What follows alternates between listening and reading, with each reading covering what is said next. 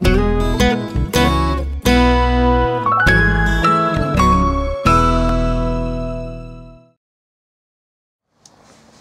to Agritourismideas.com. It's Mike and Jamie here today to show you how to build a portable information board.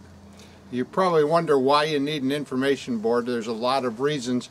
Probably the biggest one is when you have a lot of crowds coming into your venue.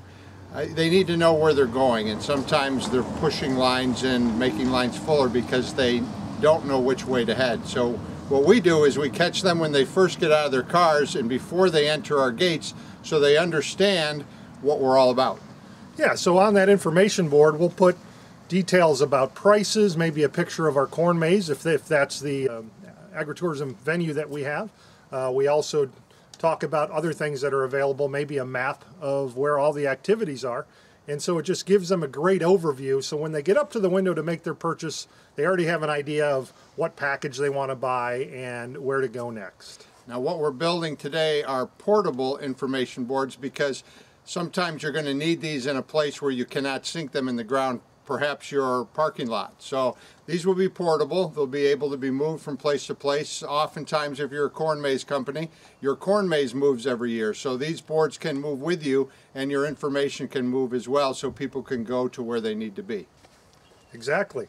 So right here we've got our pile of lumber, our materials we're going to need to build this. You'll see we have 2x4s, 2x6s, some 4x4s, and a sheet of plywood. All this material will be under $100. Some of what we show here today is not pressure treated. If you're not going to paint it, we would recommend going with pressure treated lumber, but we can get to more of that at the end of the video. So we're going to go ahead and get this built, and at the end we'll describe why we did what we did as far as the different architecture of this information board. So let's get started.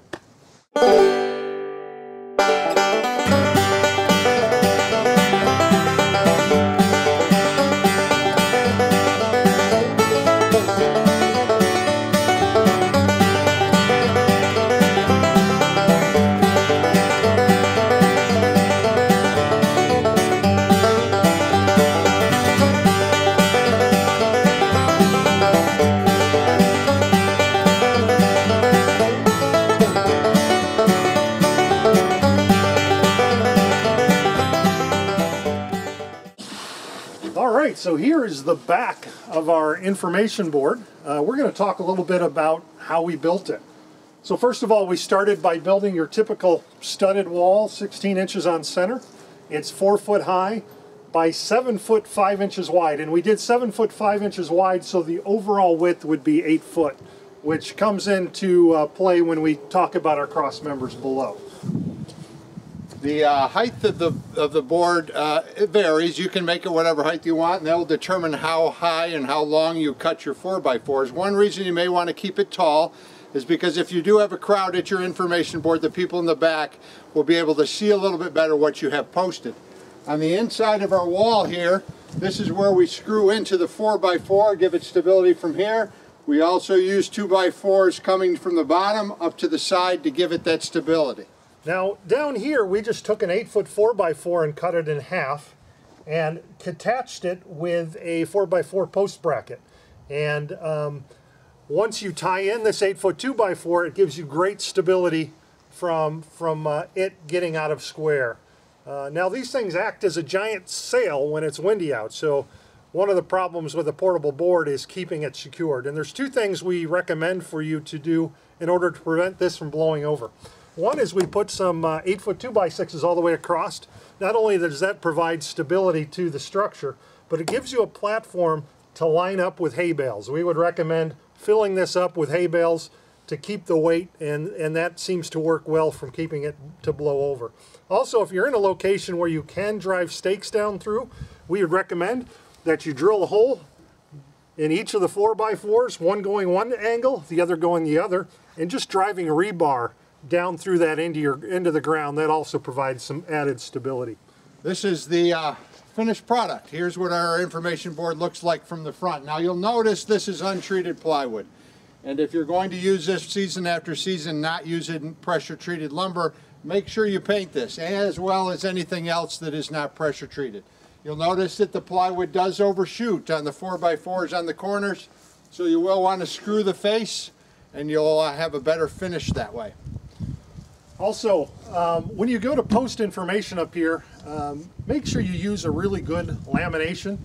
There's nothing that looks worse than color runs and things like that from people just stapling up 8.5, 11 by 11 sheets of paper up here. So make sure everything's laminated. Also use this as an opportunity to tie in your information board into your theme.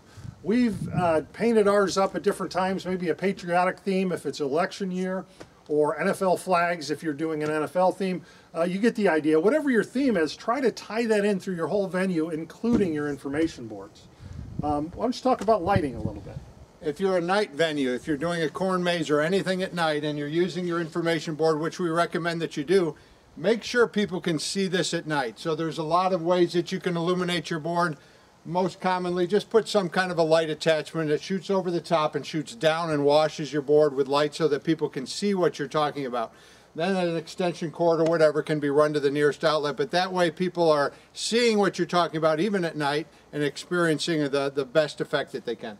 Well, that's it for how to build a portable information board. For other great how-to videos and other great agritourism info, visit our website at agritourismideas.com, and we'll see you later.